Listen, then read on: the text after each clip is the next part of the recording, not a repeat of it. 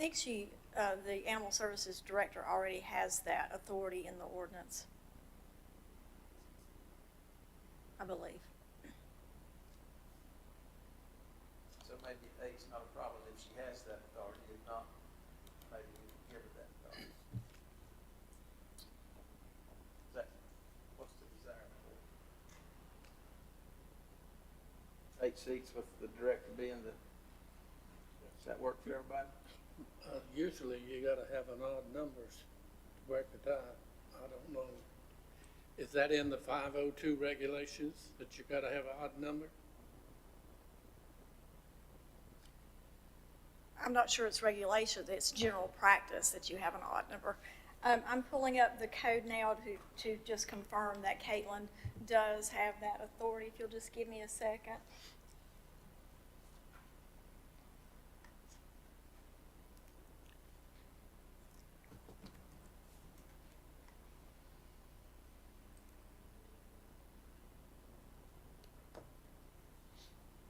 Excuse me, Jeff, I think you said 8 would be good if what?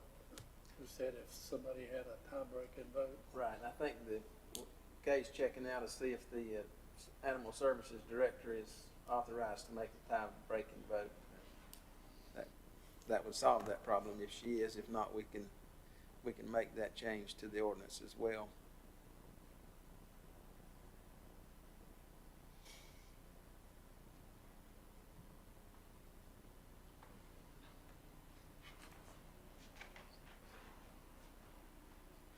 We'll come back to that, and we'll go down that trail unless anybody objects.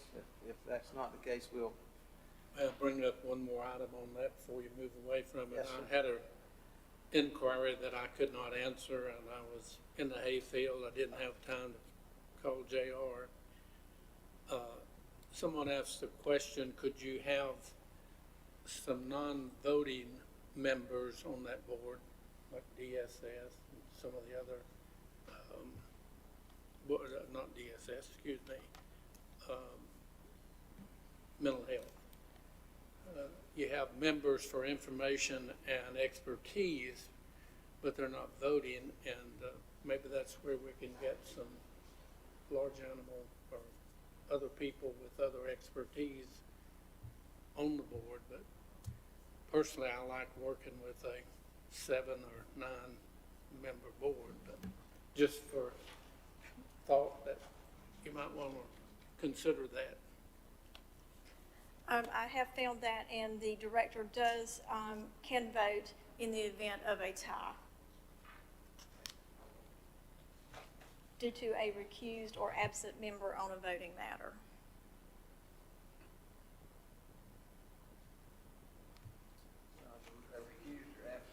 A recused or absent member may not solve the problem if everybody was there. So maybe we need to make some adjustment in the ordinance then, JR. Yeah, I would think so, because if you've got all members present and you've got a 4-4 tie, then she would lack that authority if no one has been asked to be recused or is absent. Okay, why don't you provide us that necessary language to go in the ordinance as part of this action? Mr. Chairman, before we leave this, I did receive an email from you on the 25th indicating that you wanted the breeder seat and the large animal seat. So I just wanted to let you know that's why the draft ordinance was prepared the way it is. So 10-4. That was not my intent, though. My intent was to use one of those animal rescue seats. Okay. I'm sorry, I didn't interpret it that way. No problem. Everybody good? Okay. All right, so we'll get that straightened out for our actual package going forward, okay? Other questions? Everybody good? All right. Item number 2, Community Development Zoning Text Amendment ZTA 2021-01 and public hearing. This will be presented by Shane Prisby, our interim planning director. Shane? Thank you, Mr. Chairman and members of the board. The Community Development Department has been working to overhaul the county zoning ordinance. This will be the first major update since its adoption in November of 1996. The new zoning ordinance will also conform with the new statewide unified zoning laws, Chapter 160D of North Carolina General Statute. The department put together a very dedicated group of individuals, including Commissioner Carswell, who helped us through the process to provide insight from all different aspects of folks in Burke County to put together a document that better reflects current use trends, clarifies existing zoning regulations, and is a lot more user-friendly than our existing document. So I just want to recognize that Jennifer Forney, Peter Minter, and Bradley Kirkley have put in a tremendous amount of work on this document, getting to where we are and improving it, and they're here to help us answer questions that you may have on the document as well. So, thank you very much. Thank you, Shane. Gentlemen, any questions on this matter? Commissioner Carswell has served on this group as well. Any thoughts you want to share with us, Johnny? Sure, I'd be happy to. Probably of all the committees I've ever worked on, Bradley, Jennifer, Pete, and Shane, this was the most intense committee for a long number of months to put together. And the team that was together, and I call it a team because it really was, it was a diversification of folks around the county that wasn't afraid to say, let's do this again. And we would do it again. So the end product here is, I've never seen anything like going through the ordinances, which were, Shane, I can't remember the number of how many ordinances it was, but they all pulled together. There were some long nights and long afternoons and long days, and Jennifer, you and Bradley, Pete, I just can't commend you enough for Bradley taking the brunt of it, a lot of times being the facilitator of the meeting, and there was a lot of good work. So this is a fine piece of work. It's a great document, probably one of the better pieces we've ever put out. All right, thank you, Johnny. Any questions for these folks? Mr. Chairman, I have several. Shane, this was a lot of reading. I could have read the New Testament time I read both of those. What a bunch of reading. Anyhow, I do have several questions. Well, the first one says that this has been in practice since June of last year or whatever, and it had to be approved by us, and I wondered why we put something in practice that had not yet been agreed on. And in a couple of the zones, and I'm going to throw a couple of questions at you at once. The zoning covers a lot of property and property owners that has 3-acre density to it, and you got lots on there less than a half acre. I think I saw one at .33, which is a third of an acre. And, how does that apply to me if I own property in these areas with 2.5 acres and I got to have 3 to build a house? What's that do to me? And what changes my action or how I apply for it? And then the one big question to me, and Wayne and I were on the board when we did the I-40 corridor, and we thought we'd climb Mount Everest when we got through with that. And I agree with Johnny, this looks like more work than what was done back then, but it goes from any kind of zoning to none. So why would you have all that, I forgot how many thousands of acres it is, with no zoning on it? And I guess the question is, what makes it different? If it has none on it, it appears to me that is a wrong decision. We need some type of zoning for you to start with. If you can, if you're on I-40 and you got a 5-acre lot and you want to develop it, all of a sudden you don't have a zoning. You don't know what you can put on it and what you can't.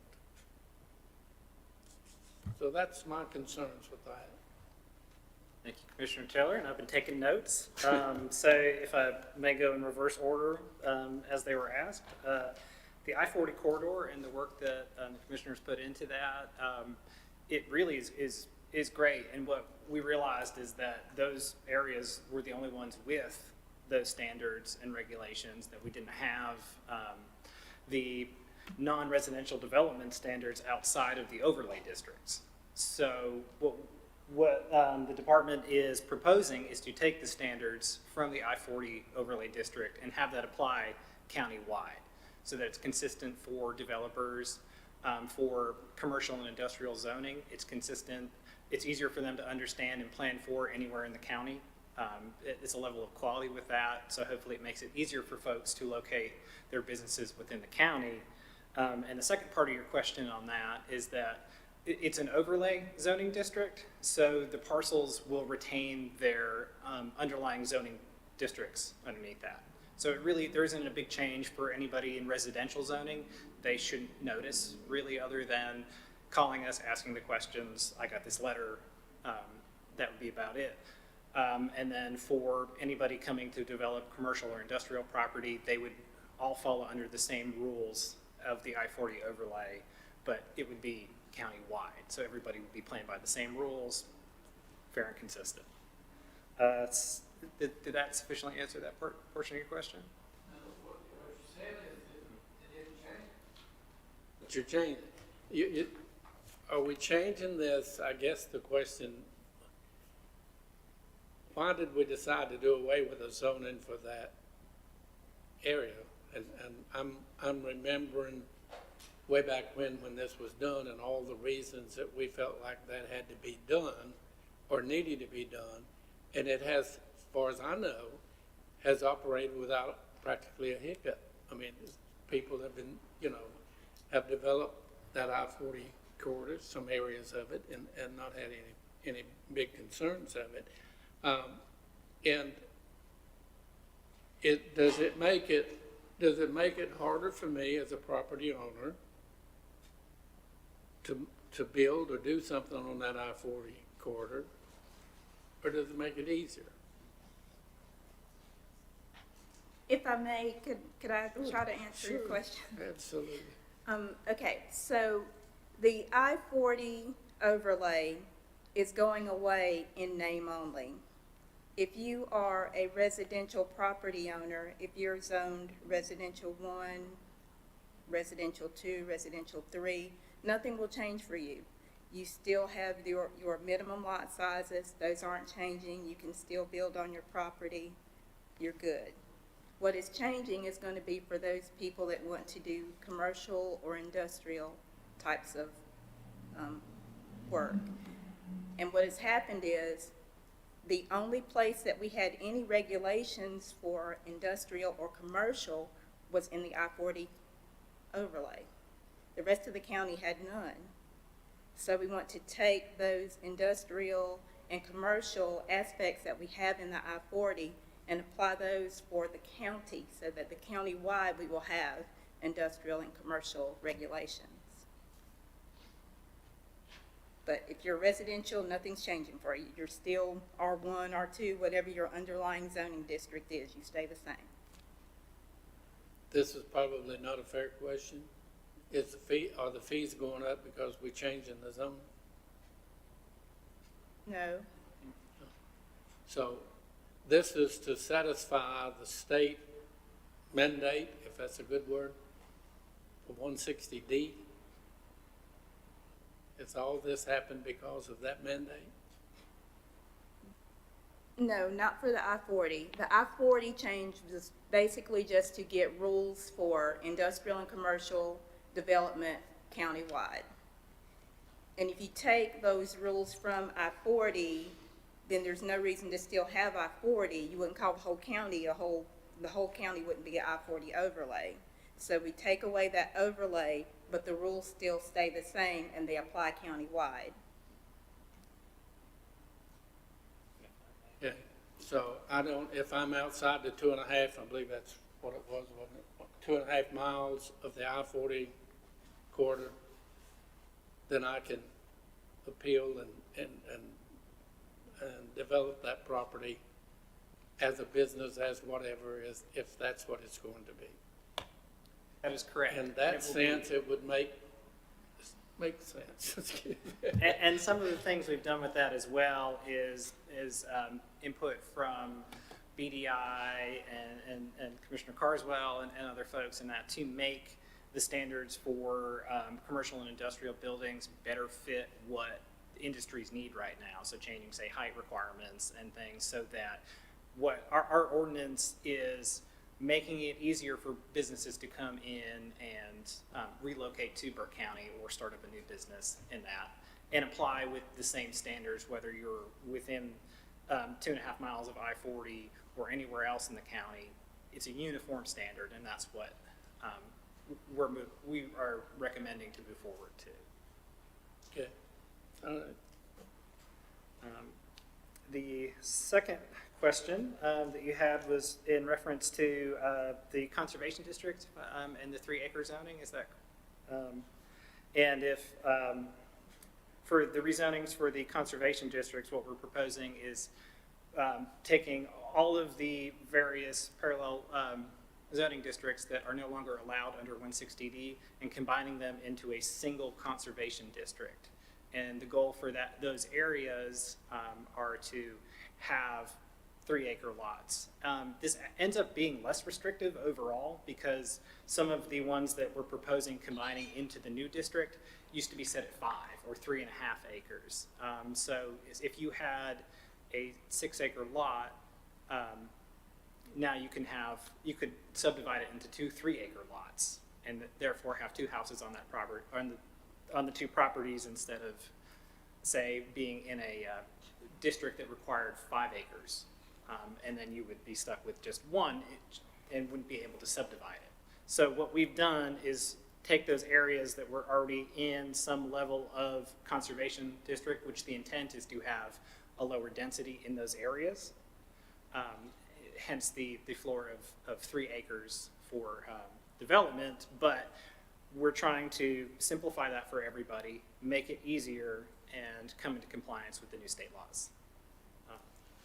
Okay. I'll give you kind of a live example, if you will. Say this couple passed away and they owned 100 acres. I'm going to use round numbers, okay? Had 100 acres of land. They had 20 children. And out of that 20 acres, each child got an acre.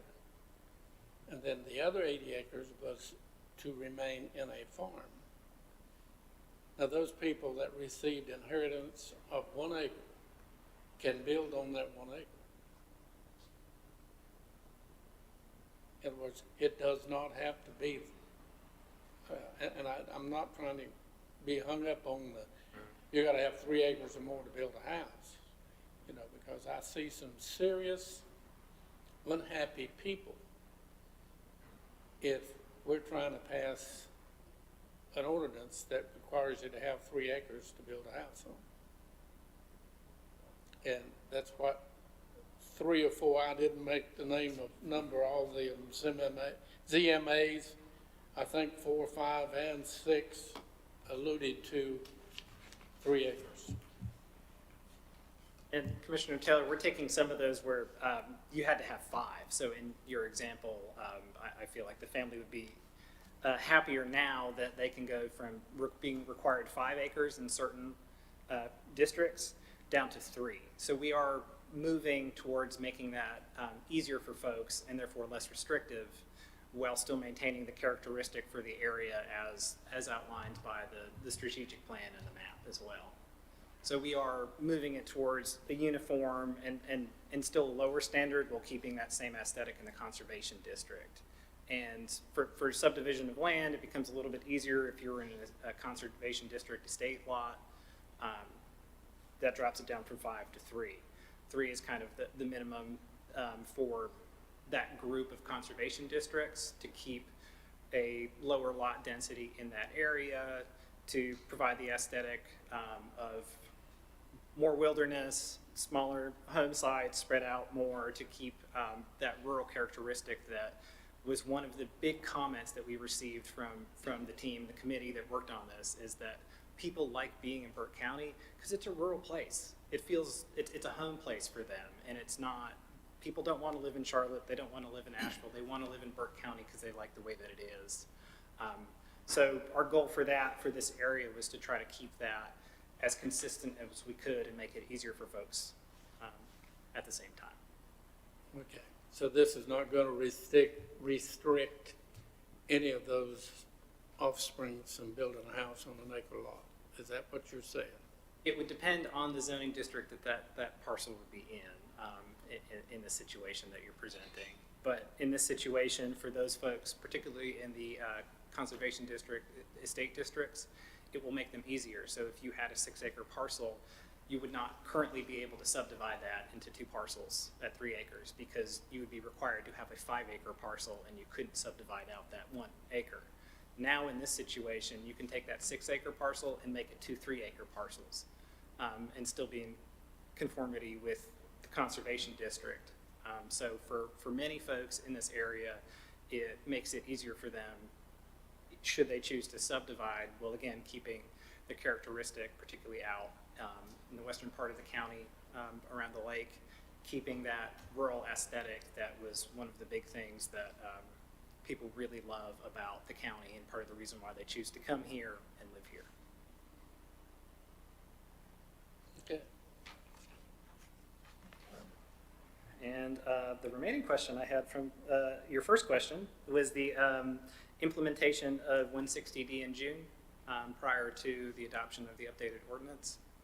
And please clarify if I misrepresent this or miss something on this, but with the new state laws, part of what the requirement was for us to start enacting certain procedures ahead of the adoption date, which they then pushed back to July 1 of 2021 to allow municipalities and local governments to update their ordinance to reflect the state laws. So we were required to follow through with certain procedures, things that we were no longer allowed to be able to do while we take the time to update our ordinances to come into compliance.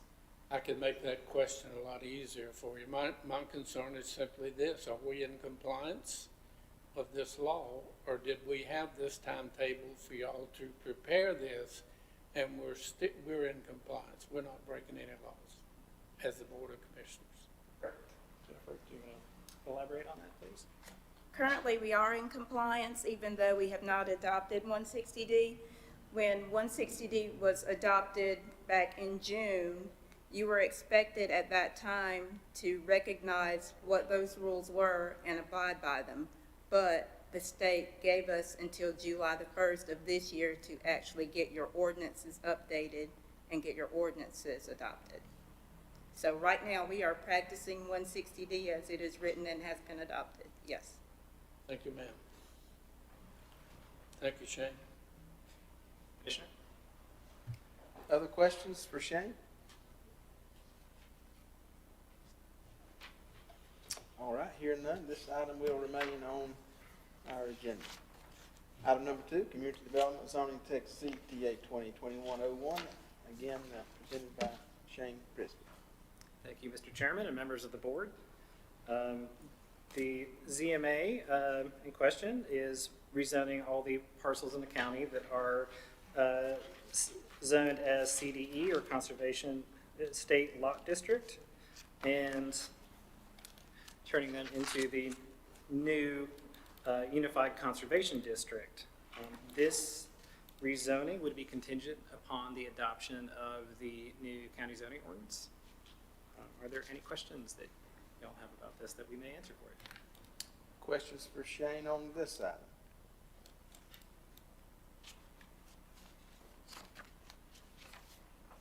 All right, hearing none, we'll move on to the next item, number 4. Thank you, Mr. Chairman and members of the board. This ZMA, in reference, is proposing to rezone the Conservation District Estate Lot Conditional Districts to the newly proposed Conservation District. This rezoning, again, is contingent upon adoption of the new county zoning ordinance. Questions on this item? Madam Clerk and Counsel, I suppose it's not possible to combine these into one public hearing and comment. Is that possible? Or not a good idea? Or Talk to him. Well, I think the way that Mr. Prisby has it laid out would probably be the simplest, because it is addressing each issue that results on the map from the changes in the text. So I think that the way he has it set out would simplify things, and if people have questions about one aspect or another, they all wouldn't be piled into one single public hearing. Do we, Probably do that, Mr. Chairman, since it's a public hearing. do we anticipate, I guess in your meetings, do you have one group versus another that we're gonna hear from, or what are you anticipating? In regards to the rezonings, and please let me know if you're feeling differently about this, but the majority of the questions that we received about it were in regards to the notifications that we sent out and were posted in the newspaper. Most people, from what I understand, did not have an issue with the rezonings because, as we discussed, they tend to be less restrictive for the people in those zonings. And then for the I-40 corridor, it's essentially a non-change for all the residential parcels, and it doesn't make too much change for the non-residential parcels who are already in that layer. So that wasn't really the majority of the questions that we received were in regarding to the proposed new zoning ordinance, and primarily about short-term rentals. And the ordinances did go to the planning committee, and did anybody show up at that meeting? Yes, there were about 6 folks who spoke at that meeting. It was entirely geared around short-term rentals. I would say there were 2 people who were not in favor of any sort of regulation or minimum standards for, and there were 4 folks who were in favor of minimum standards. And that's been about the split that we've received on public comments for that. But the majority of the public comments that we've received about the zoning ordinance updates have entirely been short-term rentals, with the majority being positive towards setting a minimum set of standards. All right. Any further questions on this item? Hearing none, we'll move on to the next one. I believe we're on number 4. Thank you, Mr. Chairman. Members of the board, this rezoning is proposing to rezone all of the lots in the conservation low density conditional district to the newly proposed conservation district. Again, this is contingent upon adoption of the rezoning. And one thing that we have not discussed, but I would like to say as well, and Mr. Taylor made this point earlier, is that for these parcels, but not the I-40 overlay, but for these particularly, if they're not all adopted, the parcels would become unzoned in that case, and our intent is to avoid that. But that is not going to be the case with the I-40 overlay, because that sits on top of their underlying zoning districts as such. Questions on this item? All right, number 5, zoning amendment 2021-06. Thank you, Mr. Chairman. This is the final one, and this one is for the I-40 overlay, and proposing to rezone all the parcels in I-40 overlay and to not having an overlay district. This again would be contingent upon adoption of the new zoning ordinance. Questions on this item?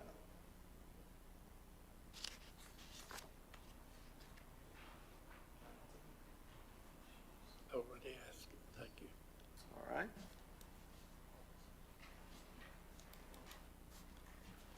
Thank you all very much. All right, thank you, Shane. Madam Clerk, did that get us all the way through 08, 2021-08, number 7? Didn't y'all just do number 6?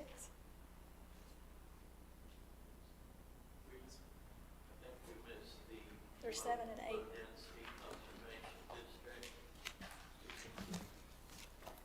That was prior to the low density conditional conservation.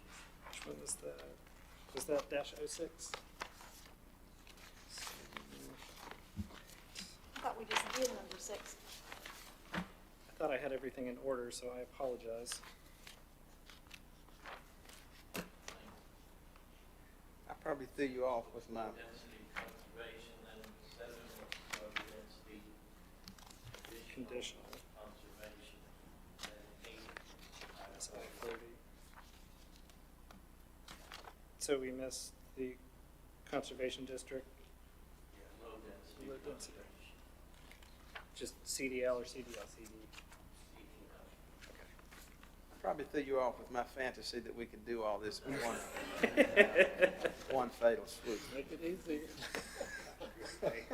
I'm sorry. It's quite all right. I thought that through very hard first, and wished it would be that way, but it is a bit of a marathon. So thank you all for your patience with us, and particularly me in this moment. So conservation district low density, that would be 06 is CDL. The agenda items and those ZMA numbers kind of throw you off. CMA 2021-06 is a recommendation to rezone the parcels in the county in the Conservation Low Density District, CDL, to the newly proposed Conservation District, contingent upon adoption of the new county zoning ordinance. So officially, is there any question on that subject?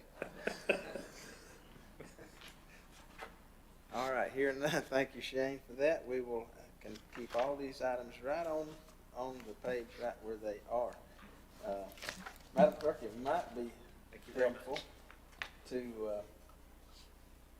move the animal ordinance down the list so that all these could have the same number as the item number. But I'll do better in the future. Okay, I'll attempt to do better in the future. Item number 8, County Manager, adoption of the fiscal year 21-22 budget. This item, of course, we've had meetings upon. Mr. Manager, anything you want to say about this? No, sir. We've had our workshops and gotten through the tweaking that the board seemed to be interested in doing. We will put that into the normal format and budget amendment, ordinance, and have that ready for you at your regular meeting.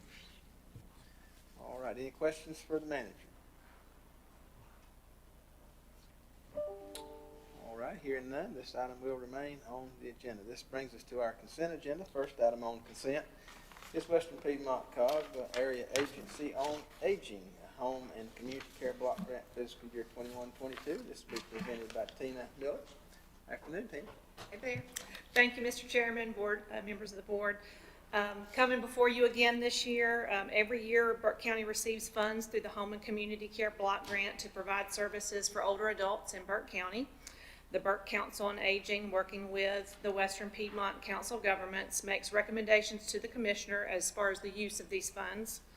You have the recommendations from the Council on Aging, which serves as the advisory committee, and there are no changes in provider designation, services to be funded. The only change is we've had a reduction of funds of $1,700. The federal state amount of funds this year is $603,499, and the Council on Aging chose to take that reduction in funds from the nutrition program, knowing that they are getting a sizable amount of funds from American Rescue Plan, whatever that initials are this year.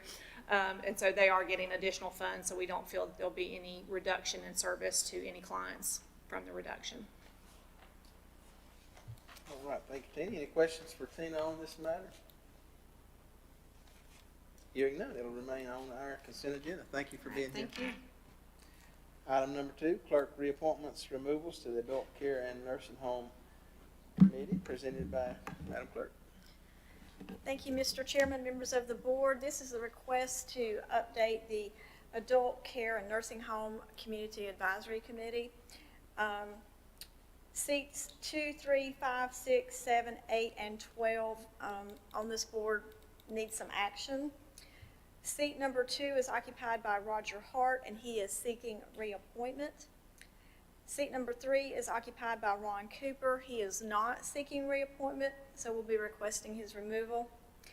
Seat number 5 is occupied by Kathy Foster. Ms. Foster is not seeking reappointment. Seat number 6 is occupied by John Cook. We are trying to determine if Mr. Cook is seeking or is not seeking reappointment. The ombudsman has written Mr. Cook as well as Mr. Austin in seat 12 and asked to let her know by June 9th what their intent is. And then I will update the item accordingly. Seat number 7 is occupied by Dolores Huffman. Ms. Huffman is seeking reappointment. Seat number 8 is occupied by Ann Holland. Ms. Holland is seeking reappointment. And seat number 12 occupied by Alan Austin.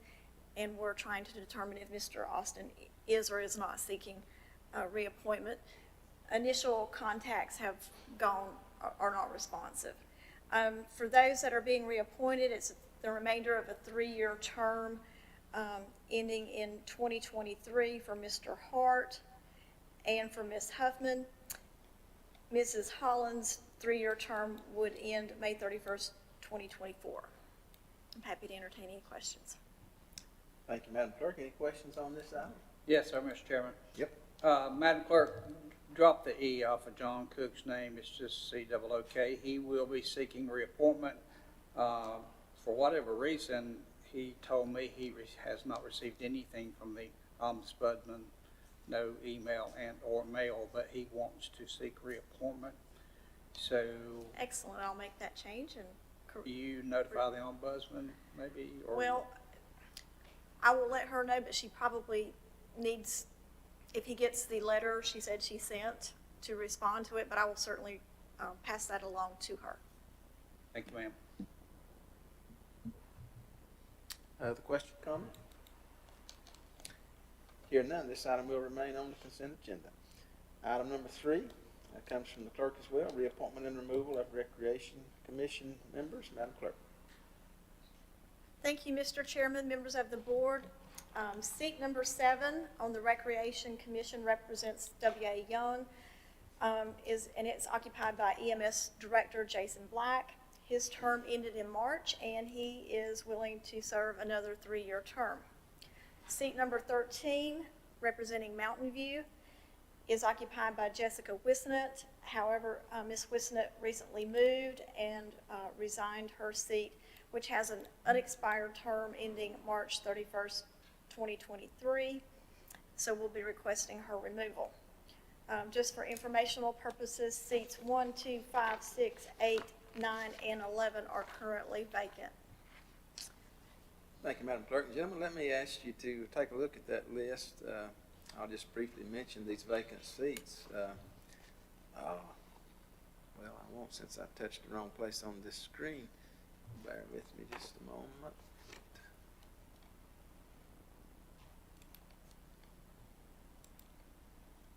Madam Clerk, tell us what communities are vacant, please. Sure. Seat number 1 represents Forest Hill. Seat number 2, Glen Alpin.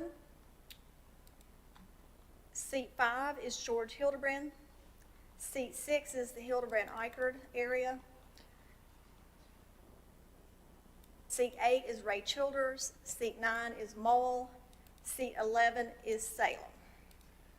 And let me just encourage you, if you know folks in those communities, we really need some folks to represent those communities on our Recreation Commission. Mr. Chairman, do you think that's because of the COVID, or because that's always been a popular board? You never had trouble filling those seats years ago. And I just wonder if something, maybe the COVID or something has caused that, the vacancies there.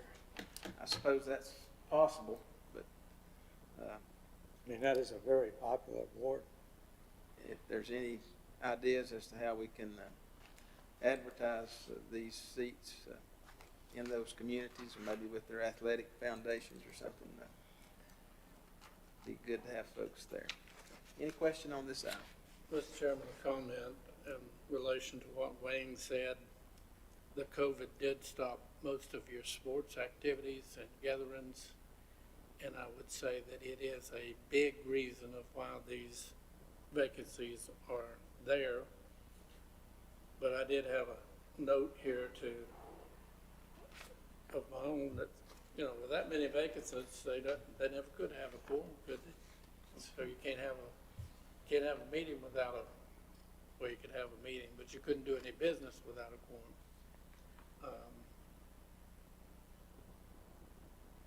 It's almost, Mr. Chairman, like starting all over again for that kind of event. All right. Questions, comments? Hearing none, this item will remain on the consent agenda. Item number 4, clerk reappointments and appointments to Child Protection, Child Fatality Team. Madam Clerk. Thank you, Mr. Chairman, members of the board. The terms of appointment for Beth Calley, seat number 6 at large, David Rust, seat 7 at large, and Brandon Collins, seat 8 at large, on the Child Protection, Child Fatality Prevention Team ended April 30th, 2021.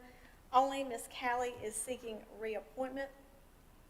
An application was received from EMS Major Nicole Hudson for vacant seat number 2, which represents EMS. That was formerly held by Greg Curry. The unexpired term ends April 30th, 2023. April Pope occupied seat number 5, also an at-large seat. She resigned due to an employment change.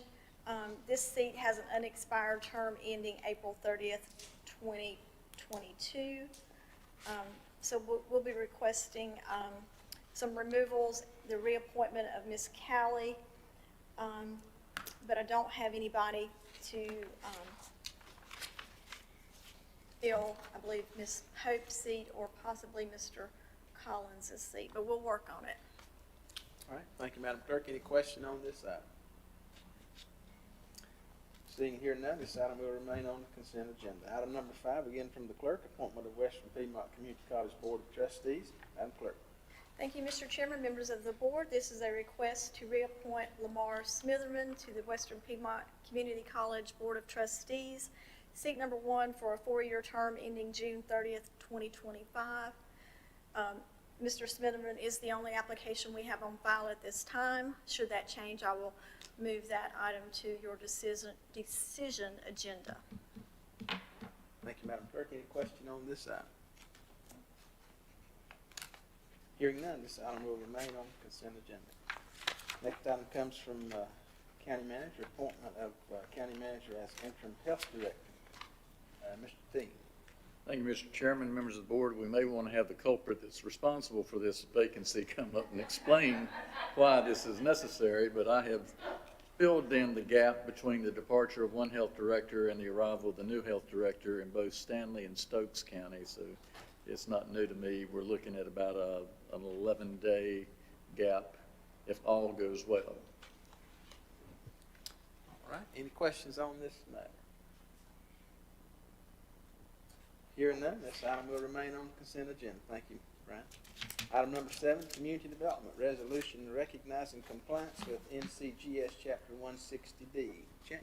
Thank you, Mr. Chairman, members of the board. The following resolution acknowledges conformity with NCGS Chapter 160D, the state's new unified zoning laws. The resolution is written assuming the adoption of the new zoning ordinance. Are there any questions?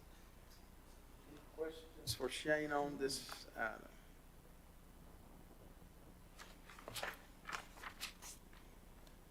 I think I asked him enough already. Hearing and seeing none, Shane, this item will remain on the consent agenda. Thank you all very much. Item number 8, Finance, fiscal year 21-22, general liability workers' comp insurance renewal. This will be presented by Ms. Pierce. Margaret? Good afternoon. Insurance for property, general liability, and workers' comp is provided through the North Carolina Association of County Commissioners risk pools. All vehicle, equipment, and crime insurance is proposed with a $1,000 deductible, with all other coverage proposed with a $5,000 deductible. No excess liability coverage is recommended. Workers' compensation insurance is proposed to continue with the $350,000 deductible. Renewal cost for general liability and property is $505,501, less than credits for multiple policies and various deductibles. We won't have that exact credit until after we're billed. The workers' compensation renewal cost is $258,329, plus we pay claims. These amounts are an overall increase of $49,410, or 9% over prior year. These funds are included in the coming budget. Thank you, Margaret. Any question on this item? Mr. Chairman, one, I've read in some material that the increases were going to be higher this year, but a subnote to that article said to be careful that many companies would season the opportunity, to use old country slang terms, stick it to you, and 9% seems to be high, Margaret. You feel like we're being abused, and have we compared other companies? No, sir. It ties directly to increased replacement costs that are tied to building cost. And for the amount of buildings we have, approximately $131 million worth, that seems consistent to have a $49,000 increase. We increased our property values because of content changes, increased replacement costs for all those contents, and the actual building replacement costs. That's a significant portion of the increase dollar amount on those. In these kind of situations, do we do big-time negotiations or just accept what's given? The risk pool does not have a process for negotiations because it is our association. We don't have that opportunity. The workers' comp was level, which we were pleased with it. It didn't go up a penny. So we kind of take the good with the bad, I suppose, as it goes forward. But they've always been very good to work with us and take care of all of our needs as their specialist in government insurance. If all the counties got together and said that's too large of an increase, it wouldn't make a difference? I'm sure we could certainly look to that avenue, and I'm happy to go back to the Association of County Commissioners and request if there's anything they can do to decrease our policy. That's all I have, Mr. Chairman. All right, thank you. Any other questions, comments? Mr. Chairman, why do you sit on that board, don't you? Which one? The risk pool? Risk pool. Risk management, yeah. Did anything unusual happen that you can remember in your meetings that would create? I don't think 9% is, I mean, you know, you don't want to pay 9% more, Right. but the cost of everything's going up, correct? Yeah, just pick up the paper, pick up the paper today. I mean, it's crazy. I don't know if any of you guys have received any updates from your homeowner's insurance, but I just received one, and 9%, maybe 1% or 2 less than what was included on what I received. It's just crazy. Was there, Wayne, a lot of people use the workers' comp insurance this year through NCACC? Or they give you no report on that? I haven't heard anything on that, Johnny. Other questions, comments? All right, this item will remain on consent agenda. Item number 9, JCPC removals, reappointments, and appointments to the Juvenile Crime Prevention Council. Madam Clerk. Or AJ. Yeah. There she is. Come. Good afternoon, gentlemen. Good afternoon. So I'm happy to report from your Juvenile Crime Prevention Council on first renewal requests for the 2-year terms, which will now end in 2023. And those are Mike Swan in seat number 1, Captain Keith Bowman in seat number 2, Sheriff Wisnett in seat 3, Ron Abernathy in seat 5, Jennifer Forney in seat 8, Jasper Hemphill in seat 10, Willow Conrad in seat 12, Dr. Moody in seat 20, Nikki Carpenter in seat 22, and Dorian Palmer in seat 23. In addition, there are 2 members rotating off or retiring. That's Doug Harchis in seat 16, and with great sadness, Rebecca McLeod in seat 17. The council respectfully requests your approval of these actions. AJ, those are good members. You think we could draft them back? Let's just put them, yeah, let's just draft them. I will do anything you come up with to make that change. All right, Madam Clerk, we didn't have seat number 1 listed. Is that something? Seat number 1 is occupied by Mike Swan. His term expires June 30th, 2022. Now, if he wants someone to replace him, we don't have an application from his successor at this time. I don't have any action anticipated for Mr. Swan's seat. Okay. All right. Any other questions, comment on that? Thank you. Thank you. Hearing none, this item will remain on the consent agenda. Item number 10 comes from Tax Department, Tax Collection Report for May 2021. Afternoon, Danny. Good afternoon, gentlemen. Tax collections report is for July 1 of 2020 through May 31 of 2021. If you look at property tax, we're 101.30% collected. Motor vehicle, 109.78%. Current year taxes to get, that's the two together, is 102.10%. Delinquent taxes, 112%. Late list penalty, 156%. And if we look at the tax levy, we have collected 98.37%. All right, thank you, Danny. Gentlemen, any questions on the tax collection report? All right, hearing none, this item will remain on the consent agenda. Item 11, release refund report. Danny? Yes, this is a release refund report for May of 2021. The report shows $1,851.56 in releases. There was no rebills in this, so the net amount was the $1,851.56. No refunds, and the vehicle tax, there was refunds of $102.47.